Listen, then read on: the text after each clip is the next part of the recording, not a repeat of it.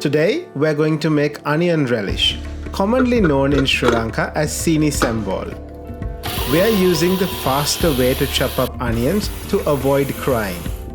Once the onions are chopped up and added to the dish, it's time to chop up the ginger and add that as well. Then the spices, cardamoms, cloves, cinnamon, green chilies, and salt.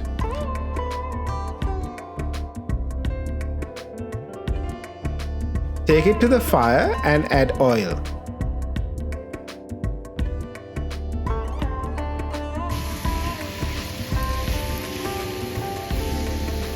Once the base starts turning brown, add chili flakes and keep frying.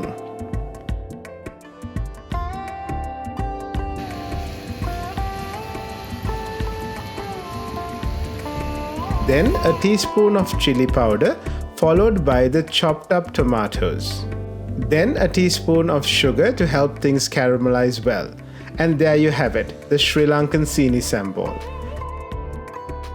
Enjoyed best with rice or hot bread.